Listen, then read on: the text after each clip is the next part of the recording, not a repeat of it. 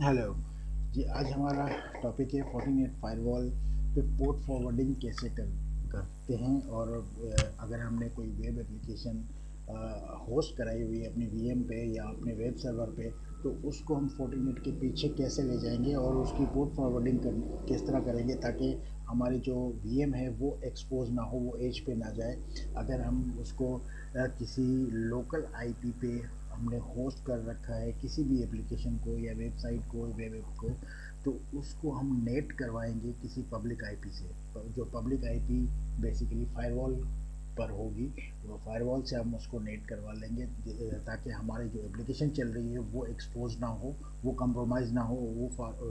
उसकी पोर्ट को हम पोर्ट फॉरवर्ड करवा के नेट करवा के उसकी फायरवॉल के पीछे होगी, ताकि जो भी हमारे हिट करे हमारे सर्वर को या हमारी एप्लीकेशन को हिट करे तो वो पब्लिक आईपी के थ्रू आए, लेकिन हमारी जो एप्लीकेशन है उसको डायरेक्टली हिट ना कर पाए। वो इंटरनल उसमें अपने इनबाउंड उसमें रहे, सिक्योर ट्रस्ट जोन के अंदर रहे। अनट्रस्ट जोन में उसको पब्लिक आईपी जो फायरवॉल के पीछे हुई हो तो वही उसको देखे, यानी कि वो अनट्रस्ट जोन में हमारे जो फायरवॉल हो वही उसको अनट्रस्ट जोन में ही फेस करे। यानी कि एज पे फायरवॉल ही हो, पब्लिक आईपी हो, लेकिन उसके पीछे जो है वर्चुअल मशीन या वेब सर्वर जो उसको सिक्योर करे। तो उसको हम प्रैक्टिकली देखेंगे कि किस तरह से हम इसको कंपेयर करते हैं, नेट करते हैं इसको। और उसको एप्लीकेशन को बेसिकली वो अपने ब्राउज़र से इस तरह से एक्सेस करेगा। कोई भी अपनी ब्राउज़र से जब आएगा तो अपनी ये आईपी या इसको एक्सेस करेगा बेसिकली, लेकिन वो हिट जा रही होगी अपनी लोकल आईपी पे। बाय डिफ़ॉल्ट पोर्ट वो 443 या 80 को ही हिट करेगा, लेकिन वो अगर आप उसको पोर्ट को हटा देते हैं, कोई और port, secure port, customise port दे देते हैं, तो कस्टमाइज पोर्ट के अंदर आपकी वो पेज जो है वो किसी भी कस्टमाइज पोर्ट पे, यानी 1080 किसी भी और पोर्ट पे वो उसको डिफाइन कर रहा होगा या यानी कि रिप्रेजेंट कर रहा होगा। तो बाय डिफ़ॉल्ट पोर्ट, वैसे तो हम नॉर्मली जितनी भी वेब एक्सेस कर रहे होते हैं 80 या 443 पे कर रहे होते हैं, लेकिन अगर वो उसको पोर्ट को अगर आप कस्टमाइज़ करके उसको कोई और आइडेंटिफिकेशन दे देते तो वो उस पोर्ट पर चला जाएगा, रिडायरेक्ट कर देगा उसको। तो ये पूरा सेटअप किस तरह से होता है, किस तरह से नेट होता है, या किस तरह से हम लोकल आईपी को नेट करवाते हैं पब्लिक आईपी से, उसको हम थोड़ा सा सेटअप को देखते हैं कि कैसे होता है।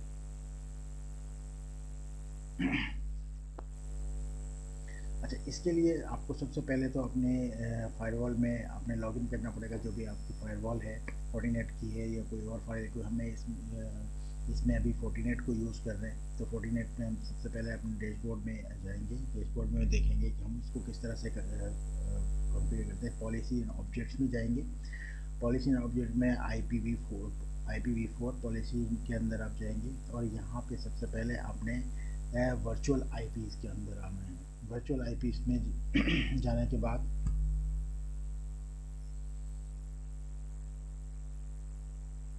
वर्चुअल आईपी आने के बाद आपने वो पॉलिसीज़ बनानी है, जो कि आप हम पहले भी एक दफ़ा बना चुके हैं, लेकिन क्रिएट न्यू पॉलिसी करेंगे तो यहाँ पे वर्चुअल आईपी आपने यहाँ पे डिफाइन करनी पड़ेगी, कौन सी सर्विस है या कौन सी आपने देनी है।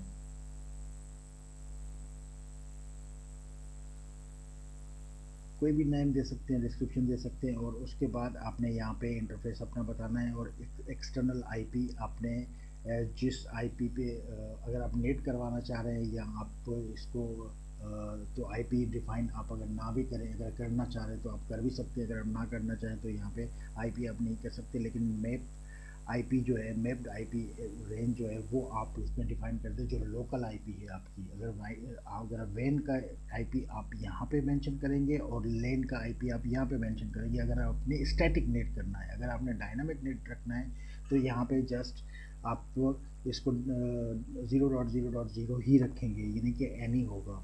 अगर आपने डायनामिक रखना है, अगर स्टैटिक रखना है तो आपने यहाँ पे पब्लिक आईपी आपने मेंशन करना है, और यहाँ पे आपने जो लोकल आईपी है वीएम का या वर्चुअल मशीन का, तो वो आप यहाँ पे वेब सर्वर का जो भी होगा वो आपने रखना है। और पोर्ट फॉरवर्डिंग, अगर आपने यहाँ पे कोई पोर्ट के साथ आपने रखना है, यानी कि अगर आपने कोई ऐसी पोर्ट कस्टमाइज़ करनी है, यानी कि आपने अगर कोई पोर्ट डिफ़ाइन कर दी है आपने 1080, जैसे कि मैंने एक वेब सर्वर पे डिफ़ाइन की हुई है 1080, और मैं यहाँ किस पोर्ट के साथ उसको कॉन्फ़िगर मतलब वो कर रहा हूँ, तो वो मुझे यहाँ पे मेंशन है। सर्विस कौन सी को रीडायरेक्ट करना है या उसकी पोर्ट फॉरवर्डिंग करनी है, तो वो सर्विस में 80 को करूँ या 443 को करूँ। अगर मेरे पास 443 को कर सकता हूँ या मैं 80 को कर सकता हूँ, मैप टू पोर्ट की वो वाली पोर्ट जो सर्विस आपको चाहिए।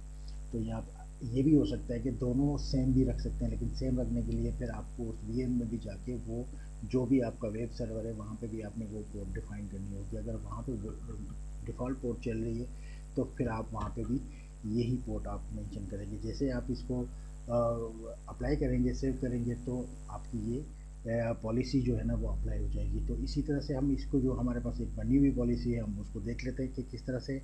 इसमें ये है कि वेब सर्वर आपका जो है वो एक्सटर्नल आईपी 0.0.0 यानी कि एनी एक डायनामिक इसमें नेट हुआ है, जिसमें ये आईपी जो है लोकल आईपी 192.168.1.100 जो मैप हुई हुई है, जिसकी एक्सटर्नल जो पोर्ट है वो 1080 है, लेकिन वो किस सर्विस के लिए 80 यानी कि एच के लिए के लिए उसको किया हुआ है। इसी तरह से आप यूडीपी का भी इसमें देख लें तो वो भी सेम ही होगी, सेम ही आप उसको पोर्ट भी देंगे और मैप पोर्ट भी वही सेम ही रहेगी, दोनों चीज़ें सेम ही रहेंगी। और उसके बाद आप उसकी पॉलिसी बनाएंगे, जो पॉलिसी जैसे कि इसमें हम अगर कस्टमाइज़ करके इसको देख सकें कि इसकी एक ग्रुप बना के जिसके जो पॉलिसी हमने वेब सर्वर के लिए रखी थी, यानी कि ये रेंज रखी थी एक्सटर्नल आईपी के लिए, मैप कराया था 80 पोर्ट के लिए, टीसीपी के लिए, इसी तरह से हमने यहाँ पे यूडीपी के लिए भी यही सेम ही पॉलिसी रखनी है और दोनों को ऐड करा के एक ग्रुप बना दिया। और उसके बाद ये क्या होगा कि ये आपकी एक पॉलिसी, एक ग्रुप पॉलिसी बन गई, और उसके बाद आपकी जो इंडिविजुअल पॉलिसीज़ हैं जैसे कि वेब सर्वर की, और तो वो आपका मैप हो चुका है एक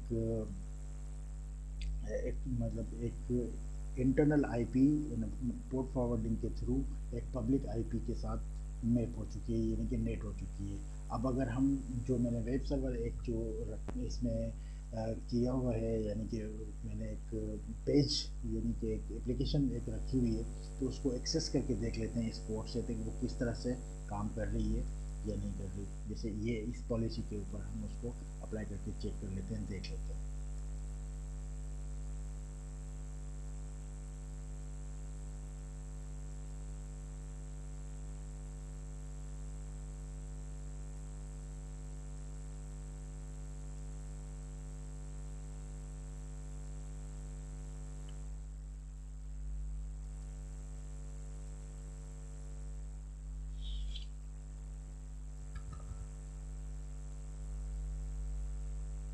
सिस्टम बहुत स्लो काम कर रहे हैं।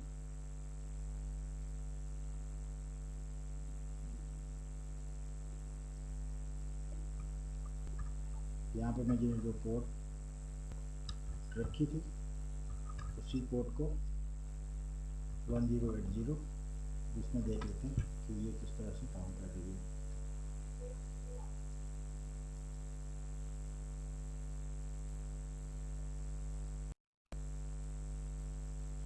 मैंने एक पेज वहाँ पे अपलोड किया हुआ था, इसी पे ही जो ये पॉलिसी बनाई थी 192.168, और ये पोर्ट है 1080 क्योंकि ये पब्लिक आईपी ये किस फायरवॉल के पीछे है, और फायरवॉल की आईपी क्या है, ये फायरवॉल की आईपी है। इसके पीछे एक मशीन रखी हुई है 192.168.1.100 ये पॉलिसी रखी हुई है। इसी पॉलिसी की वजह से ये पब्लिकली एक्सेस हो रहा है, मैंने पब्लिकली इसको एक्सेस किया है।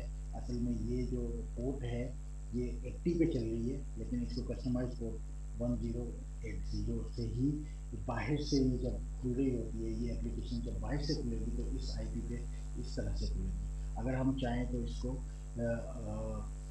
इसको चेंज भी कर सकते हैं। अगर हम इसको स्टैटिकली भी रखना चाहें, अगर स्टैटिक रखना चाहिए, स्टैटिक रखने से क्या होगा कि हमें जो है वो one on one IP map करवानी पड़ेगी, यानी कि एक पब्लिक आईपी आप स्पेसिफिक इस काम के लिए इस वेब सर्वर को अलॉट कर देंगे, तो अगर आपके पास आईपी की शॉर्टेज है तो आप उसको डायनामिक आईपी के तौर पे भी इस्तेमाल कर सकते हैं। डायनामिक आईपी के लिए आपको ज़्यादा आईपी पब्लिक आईपी की ज़रूरत नहीं है, और एक ही आईपी को पोर्ट अलग अलग देके आप उसको डिफाइन कर सकते हैं। अगर आपके पास पब्लिक आईपीज़ हैं, मल्टीपल आईपीज़ हैं, हर वेब सर्वर के लिए अपनी अलग अलग आईपी है, तो आप यहाँ पे एक्सटर्नल में आप उसको यूज़ कर सकते हैं। जैसे कि अगर हम इसमें यहाँ पे देख लेते हैं,